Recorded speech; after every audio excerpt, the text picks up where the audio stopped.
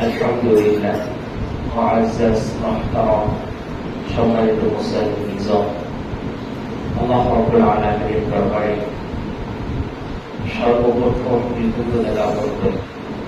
মহান রব আমাদের প্রতি ইহসান করেছেন, দয়া করেছেন, অপেক্ষায় আমাদেরকে পছন্দ করেছেন।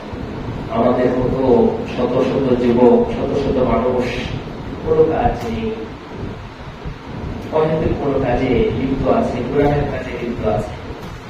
এই সমস্ত কাজ থেকে আল্লাহ রাব্বুল আলামিন আরেক করে পবিত্র জুমার নামাজ আদায়ের লক্ষ্যে যাদের মসজিদে আসার সুযোগ করে দিয়েছেন। এজন্য অন্তঃস্থল থেকে আন্তরিক করে বলি আলহামদুলিল্লাহ। সম্মানিত উপস্থিতি, আজকে হচ্ছে জিলকদ মাসের 29তম তারিখ চলছে, অর্থাৎ আজকে সন্ধ্যায় অনেকটা সম্ভাবনা, বেশি সম্ভাবনা রয়েছে জিলহজ মাস শুরু হয়ে যাবে। আজকে রাতে চাঁদ ওঠার অনেক সম্ভাবনা রয়েছে, তবে চাঁদের উপর নির্ভর বেশি। ওকে বলেছে সৌদি উঠেছে, এমনটা নয়, আমাদের দেশে পরেও হতে পারে। চাঁদ দেখে দেখে, চাঁদ দেখা এটা একটা স্বতন্ত্র সুন্নাহ।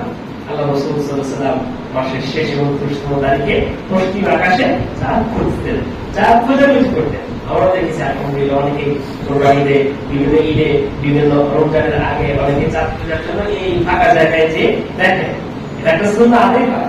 এই জন্য চাঁদ দেখা, চাঁদের হিসাব করা মুসলমানদের জন্য ফরজের কিফায়া, এটা সবার জন্য, সবার সকলের পক্ষ থেকে যদি একজন মুসলমান আদায় করে, সবার পক্ষ থেকে ফরজ আদায় হয়ে যাবে।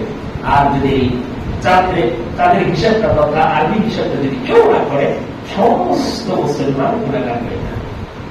এই জন্য এই সুন্নাত দ্বারা পাই ফরজটা আমরা সকলে আদায় করার চেষ্টা করবো। বিশেষ করে আজকের বিকালে সন্ধ্যায় আমরা চাঁদ খোঁজার চেষ্টা করবো, সুন্নাত রাসূলের সুন্নাহটা আদায় করার চেষ্টা করবো।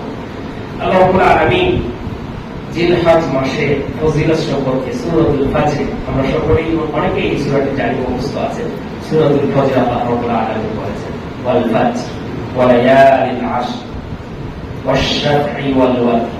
রব্বুল কারীম শপথ করেছেন। আমরা কোন কথাকে দৃঢ় করার জন্য, শক্তিশালী করার জন্য, মজবুত করার জন্য শপথ করি। আল্লাহর শপথ, এই কাজ আমি করি নাই। আল্লাহর কসম, আমি এই কাজ করিনি। মানুষ যখন বিশ্বাস করে না, তখন আমরা শপথ করি, খোদার কসম এমনটা আমি করিনি। আমাদের কথাকে জোরালো, শক্তিশালী করার জন্য শপথ করি।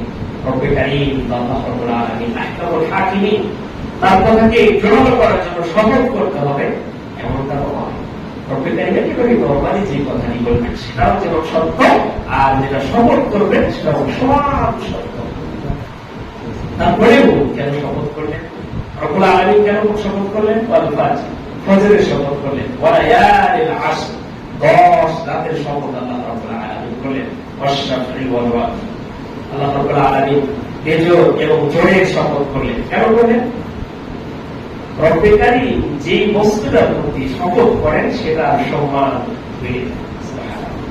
রব্বুল আলামিন যে বিষয়টাকে নিয়ে শপথ করেন সেটার সম্মান ইজ্জত বেড়ে যায়।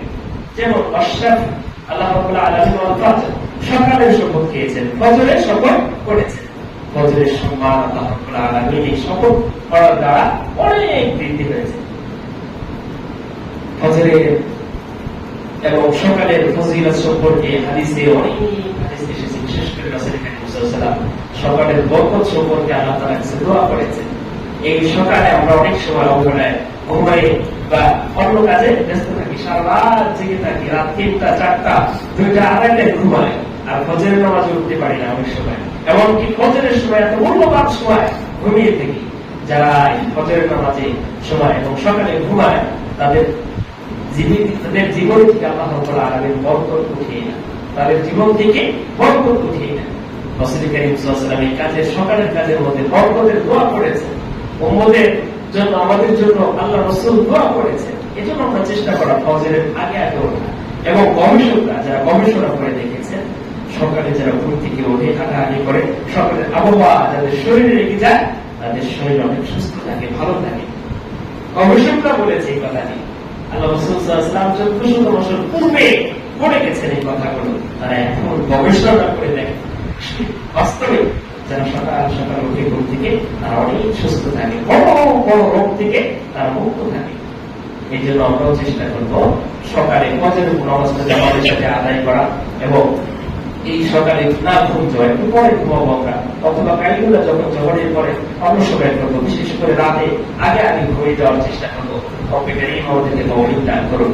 এরপর রব্বে কারীম ওয়ালায়ালিল আশর, 10 রাতের শপথ আল্লাহ তাআলা করেছেন। এর দ্বারা উদ্দেশ্য কি?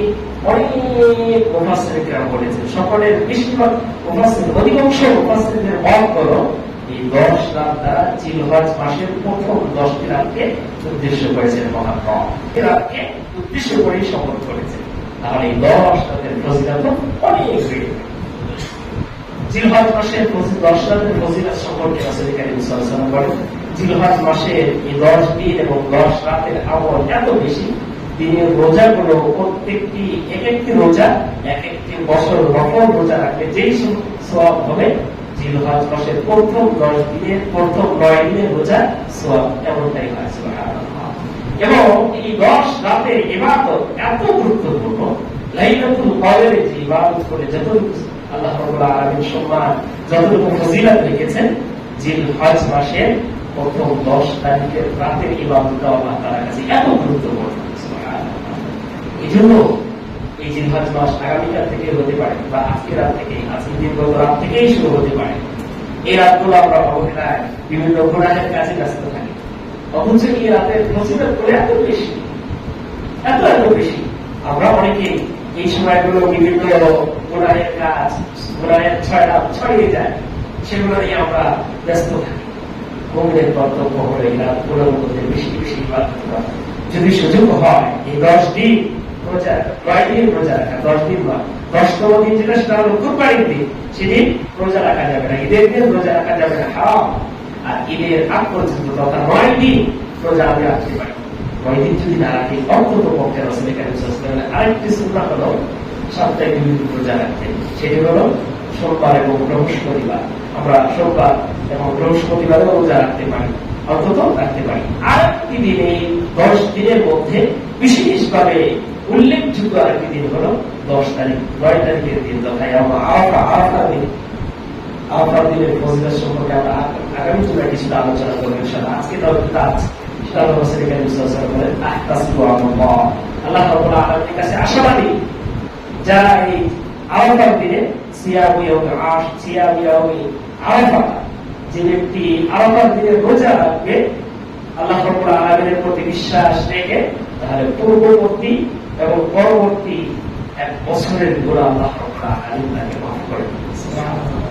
এখন ফজিলত আরাফার দিনে সমস্ত হাজিগণ হজ করতে একত্রিত, এক ভাষা, এক পোশাকে, সকলে কত রকম রঙের মানুষ সেখানে এক পোশাকে একটি ভাষায় লব্বাইক লব্বাইক করে উপস্থিত হয়ে যায়। আরাফা ময়দানে আল্লাহর এই মহব্বতে একত্রিত হয়ে যায়। এই দিনটা আল্লাহ রাব্বুল আলামিন এত ফজিলত রেখেছেন। এই দিনের রোজা 1 বছরের পূর্ববর্তী 1 বছরের গুনাহ আল্লাহ তাআলা মাফ করে দেন। বিশেষ করে 9 তারিখের রোজা আমরা অবশ্যই রাখার চেষ্টা করি। তবে এগুলো নফল ইবাদত। কেউ যদি অসুস্থ থেকে যায়, কেউ যদি কোনো সমস্যা থেকে যায়, সেটা ভিন্ন কথা। যারা সুস্থ সবল আল্লাহ রেখেছেন, আমরা সকলেই চেষ্টা করবো এই জিলহজ মাসের 9 তারিখের রোজাটা রাখার জন্য। আল্লাহ তাআলা তৌফিক দান করুন। আরেকটি আমল নিয়ে, জিলহজ মাসের বিশেষ একটি আমল রয়েছে। রাসূল কারীম সাল্লাল্লাহু আলাইহি ওয়াসাল্লাম বলেন, হযরত উম্মে সালামা রাদিয়াল্লাহু তাআলা আনহা থেকে বর্ণিত, তিনি বলেন, মান রাআ হিলালা যিল হিজ্জাতি ওয়া আরাদা আন ইউযহিয়া ফালা ইয়াখুযান্না মিন শা'রিহি ওয়ালা মিন আসফারি। রাসূলুল্লাহ সাল্লাল্লাহু আলাইহি ওয়াসাল্লাম বলেন, উম্মে সালামা রাদিয়াল্লাহু তাআলা আনহা থেকে বর্ণিত, হাদিসটি দুটি হাদিস গ্রন্থে বর্ণিত হয়েছে, মুসলিম শরীফে এবং তিরমিজি শরীফেও বর্ণিত হয়েছে।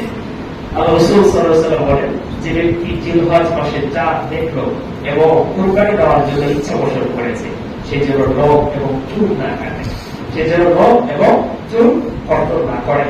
আল্লাহ রাসূল সাল্লাল্লাহু আলাইহি ওয়াসাল্লাম বলেছেন, এই হাদিসের মেজদার কে হবে, কে আমল করবে, এ নিয়ে বেশ কিছু মতামত রয়েছে। তবে মুহাদ্দিসিনরা বলেছেন, যে ব্যক্তি কুরবানি দেওয়ার জন্য উদ্দেশ্য করেছেন, কুরবানি দিবে, তার জন্য এই আমলটি, অর্থাৎ জিলহজ মাসের চাঁদ ওঠার আগে থেকে এবং কুরবানির পর পর্যন্ত চুল, নখ এবং শরীরের অবাঞ্ছিত যে রঙগুলো আছে এগুলো না কাটা। আর অনেক মুফাসসির কিরাম এবং মুহাদ্দিস কিরাম বলেছেন, এটা যেহেতু আরো অনেকগুলো হাদিস আছে, সংক্ষিপ্ত এত অল্প সময়ে বলা যায় না। আল্লাহ রাসূল সাল্লাল্লাহু আলাইহি ওয়াসাল্লামের আমল এবং সাহাবায়ে কিরামের আমল থেকে বোঝা যায় এটা সবার জন্য, সবার জন্য যে কেউ করতে পারে। যিনি কুরবানি দিবেন তিনিও করতে পারবেন, আর যিনি কুরবানি দিবেন না সওয়াবের উদ্দেশ্যে তিনিও এই আমলটা করতে পারেন। যদি আমল করি বড় করে রাওয়ায়াতে পাওয়া যায় কুরবানি দিলে যে সওয়াব, এই আমলটা করলেও সেই সওয়াব আল্লাহ তাআলা দান করবেন। সুবহানাল্লাহ। যদিও এটা সহিহ থেকে পাওয়া যায়, হাদিস থেকে এটা নিয়ে অনেক কালাম আছে, বক্তব্য আছে।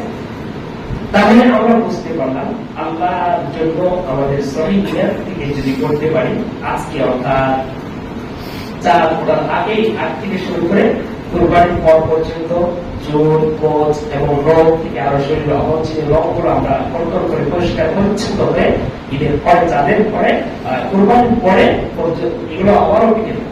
আবার দেখি আমরা 40 দিন বা দীর্ঘ সময় যাদের রয়েছে তারা যেন আগে কেটে ফেলে, অবশ্যই কেটে ফেলে। আল্লাহ তাআলা এই আমলটা আমাদের সকলকে করার তৌফিক দান করুন। আর বিশেষ আরেকটি আমল হলো এই মাসের মধ্যে, সেটি হলো তাকবীর বলা। সেটা সবাই আগামী জুমায় আমরা বলবো 9 তারিখে ফজর থেকে শুরু করে এবং 13 তারিখ আসর পর্যন্ত তাকবীর বলার একটি আমল রয়েছে। আগামী জুমায় আমরা আলোচনা করতে পারবো এই সম্পর্কে। তাহলে এই মাসের মধ্যে বিশেষ যে কয়েকটি আমল রয়েছে, 1 নম্বর আমল হলো এই মাসের মধ্যে আর জেগে জেগে আল্লাহ রাব্বুল আলামিনের কাছে ইবাদত বন্দেগী করা। ইবাদতের জন্য নির্দিষ্ট করে ইবাদত নয়, 40 রাকাত নামাজ পড়তে হবে, অমুক সূরা 100 বার পড়তে হবে, তমুক সূরা 500 বার পড়তে হবে, এমন নির্দিষ্ট কোনো আমল নেই। তখন আমি যা পারি, আমার শারীরিক ভাবে যতটুকু সক্ষম, যতটুকু আমার শারীরে আমার মানে আমি যতটুকু নিতে পারি এতটুকু আমল আমি করতে পারবো।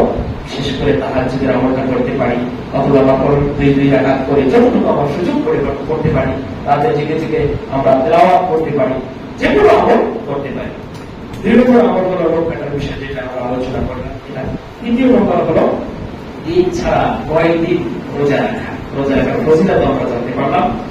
4 নম্বর যে আমলটি, সেটা হলো বিশেষভাবে 9 তারিখের রোজাটা অবশ্যই রাখার চেষ্টা করব। 5 নম্বর যে আমলটি, সেটা হলো 9 তারিখের ফজর থেকে নিয়ে 13 তারিখ আসর পর্যন্ত তাকবীর বলা। আইনে তাশরিকের দিনগুলোর মধ্যে তাকবীর পাঠ করা। এই 5টি আমল বিশেষভাবে পাওয়া যায়। এছাড়াও আমার সমর্থ অনুযায়ী দান সাদকা করতে পারি, আমার সমর্থ অনুযায়ী মানুষদেরকে সহযোগিতা করতে পারি, কুরবানি যাদের উপর ওয়াজিব হয় না তাদেরকেও একটু সহযোগিতা করতে পারি। প্রত্যেকটি আমাদের সকলকে আজকের কথাগুলো বুঝে অনুধাবন করে আমল করার তৌফিক দান করুন। আমিন।